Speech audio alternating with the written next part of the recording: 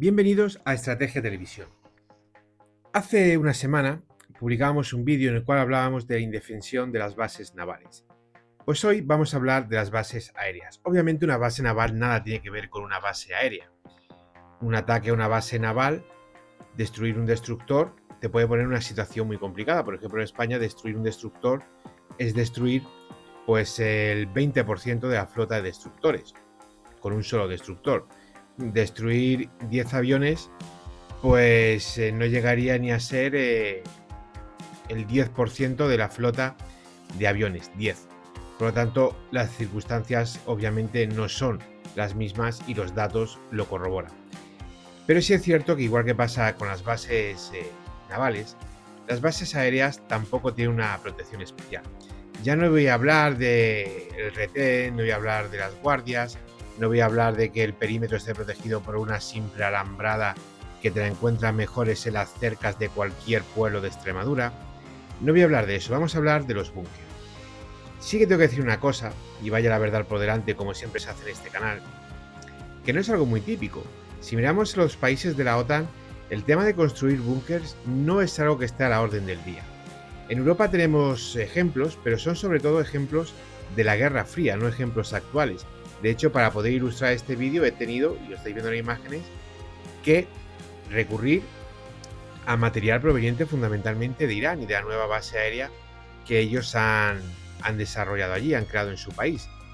Eagle 5, bueno, ahora aparece en el vídeo, no recuerdo exactamente el nombre. Esto es algo que tenemos que tener muy presente. Ahí está, Eagle 44. Si antes hablo.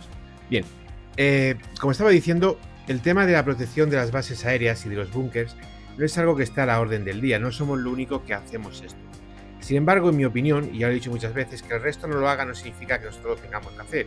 Igual que si el resto va y se tira un pozo, no significa que nosotros tengamos que lanzarnos de cabeza. Para mí es muy importante este tema, sobre todo y teniendo presente que no tenemos 300 cazas, tampoco es que tengamos 50, pero no hay 300 cazas. Por lo tanto, yo considero que sí deberíamos de proteger los aviones, al menos tener una base aérea con búnkers construidos. Luego hablaremos de lo que supone un búnker y de lo que supone la defensa. Pero vamos a centrarnos en la realidad. Durante la Guerra Fría, muchos países en Europa, porque lo vimos no solamente en Albania, sino también lo vimos en antigua Yugoslavia, la Yugoslavia de Tito, pero también en la antigua Checoslovaquia, era bastante común el tema de construir búnkers, el tema de proteger a la aviación. Bien es cierto que todo se ha desarrollado mucho más, tanto la alerta temprana, como por ejemplo los sistemas de defensa, los sistemas antiaéreos, y también se ha desarrollado las bombas de penetración y las bombas antibúnkers, que las veremos más adelante en este vídeo. Pero una cosa no quita la otra, y al final, por ejemplo, Morón, y es algo que cualquiera desgraciadamente puede ver en una jornada de puertas abiertas, por lo tanto no voy a dar ninguna información confidencial, los Eurofighter está bajo un techadillo que, perdonadme lo pueril de la expresión, pero en la verbena de mi pueblo hay mejores techadillos hechos para los chiringuitos con la cerveza. Y realmente tenemos a los Eurofighter allí estacionados al lado de la pista de vuelo, debajo de un chiringuito. De un chiringuito que no tiene ni puerta siquiera, tiene un techadillo y un par de paredes laterales. Realmente esto es muy triste. Vuelvo a repetir que desgraciadamente es una situación bastante común en los países de la OTAN y ya no hablamos ni el resto, no pensemos que otros países tienen ahí construido 300 metros de hormigón para cada aeronave, pero la realidad es la de España y a mí me preocupa mi país. Los demás, pues más allá del conocimiento militar, me dan bastante igual. Por lo tanto, en este aspecto, si bien es cierto que no voy a decir que se empiecen a proteger bases aéreas como loco, sí que al menos en una o dos, y obviamente una de ellas siempre sería Gando, construiría algunos búnkers. Por ejemplo, no sé, para proteger al menos a la mitad del ala. Que mínimo que 9 búnkers que tengas los aparatos protegidos. Porque a fin de cuentas vas a tardar más o menos en sacar del búnker un acto. Es algo que hay que tener bastante claro, porque incluso una función en la cual estemos preparados para responder en menos de 5 minutos y que esté en una función de reserva o de alerta, el avión puede salir perfectamente en 1 minuto y medio del búnker, incluso en menos tiempo, y despegar de la pista. Esto da una idea de que disponer de estos sistemas no solamente es protección, también vamos a tener la misma capacidad de eficacia, vamos a tener la misma capacidad de respuesta. Y esto al final simplemente lo que hace es ayudar más, es potenciar más. Incluso, si me lo permitís, me atrevería a decir que esto sería un multiplicador de fuerza, como lo puede ser un AWACS o como puede ser un MRTT. Incluso llegaría hasta ese punto, porque no hace mejor al avión, pero sí le aumenta su capacidad de vida. Por lo tanto, sí que en cierto modo también un búnker puede actuar como multiplicador de fuerza.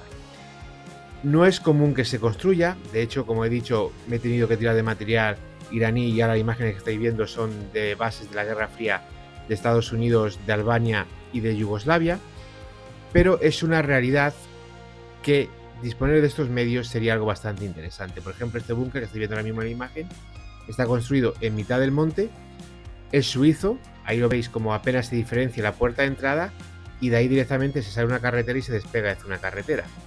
España obviamente no tiene nada de esto. No voy a llegar yo al nivel de decir despega de una carretera, pero sí que creo que las bases deberían de estar más protegidas. Tampoco es que tengamos bases en montañas, pero sí es cierto que se puede construir un búnker con hormigón sin mayores problemas. Y España, hombre, tiene muchas cosas y una de ellas son empresas constructoras que lo podrían hacer. ¿Esto significa que el avión esté protegido al 100%? No, no significa eso. Pero sí significa que vas a tener más oportunidades de protección. Aquí estamos viendo un simulacro de un ataque. Esto es más o menos donde están los Eurofighters en Morón, más o menos. De hecho, esto es mucho mejor que lo que hay en Morón. Pero es algo bastante parecido. Digo Morón, pero podría hablar del resto de base también, lo que pasa que no queda claro.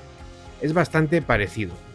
Y estos hangares ahí medio prefabricados, medio naves ganaderas para guardar el grano, que es lo que utilizamos para los aviones, no es una buena idea. Bien es cierto que hay bombas con capacidad de penetración en búnkers que pueden destruir todas estas fortificaciones. Eso es cierto. Pero también es cierto que no todas esas bombas tienen esa capacidad. Y también es cierto que tienes que dar esa bomba. Y para eso está la inteligencia. Recordemos, por ejemplo, en Libia, cuando llegó el general alemán, que se me acaba de olvidar el nombre en mitad del vídeo, llegó allí con sus tropas, cogió y empezó a desfilar los tanques. Hizo desfilar por triple los tanques 5 o 6 veces para hacer creer que tenía mucho más tanques de los que tenía realmente. Esto fue lo que sucedió en Libia, por poner un ejemplo. El general Rommel. Pues ahora mismo la situación en España podría ser bastante parecida. Fabricas 10 búnker y otros 10 que son una trampa, simplemente un sueño. Además, tengamos presente una cosa. No estamos hablando de que el ataque pueda venir por parte de aviones, porque sí, siempre podemos pensar que es poco creíble que vaya a penetrar un avión por Andalucía y no nos enteremos, y que es bastante probable que ese avión, antes de llegar a Morón o antes de llegar a Llanos, se cruzase con los Eurofighters y la realidad es la realidad, a no ser que ese avión sea un F-22 y ese avión va al suelo. Pero una cosa es esta y otra cosa es que, por ejemplo, te ataquen con misiles, te ataquen, por ejemplo, ni siquiera tiene que ser los típicos misiles como estoy viendo en la imagen de lanzamiento de destructor y demás. Puede ser un misil lanzado desde un lanzacohete como el ATACMS. Ojo, esto hay que tenerlo presente. O ya no ni siquiera vamos a hablar de los misiles Scud que desde Libia han dado vuelta por 300.000 sitios. No directamente te puede lanzar un misil Scud, no ya una potencia enemiga, sino cualquier colgado de la vida, cualquier grupo terrorista que pueda tener acceso a estas armas. Entonces, para mí, es tema de proteger las bases, no solamente Gando, sino también tener reserva y por tanto proteger alguna base en la península, sería realmente importante, porque dicho ataque te puede venir de múltiples formas. Un comando de operaciones especiales con mortero de 60 milímetros, también podría suceder eso. Hay que proteger los aviones, por mucha sensación de seguridad que tengamos, por mucho EVA, no tenemos alerta temprana, pero bueno, tampoco están volando permanentemente las 24 horas del día los aviones de alerta temprana. En una situación de conflicto sí, pero un ataque inicial por sorpresa, pues el enemigo obviamente no es tonto. Por lo tanto, proteger las bases no solamente de un posible ataque aéreo, sino un ataque con misiles de crucero, incluso un ataque a corta distancia a través de granadas de mortero. Por ejemplo, los asesinos etarras, los aliados del PSOE, atacaron muchos cuarteles de la Guardia Civil utilizando una especie de morteros improvisados y lanzando granadas sobre los cuarteles. Esto hay que tenerlo muy presente y creo que deberíamos de tomarlo mucho más serio las bases aéreas, su defensa, porque claro, nunca pasa nada hasta que pasa. Si pasasen todos los días, entonces estaríamos en guerra. Y por eso se llama guerra. Y sinceramente, igual que dije en el vídeo de las bases aéreas, perdón, de las bases navales, para mi punto de vista, con las bases aéreas pasa exactamente lo mismo. Tenemos bases aéreas que están más protegidas, guarderías en España, que esas bases aéreas. Gracias por ver el vídeo, es un honor informaros de la realidad. No dudéis en dejarme vuestras opiniones y nos vemos en el siguiente análisis estratégico.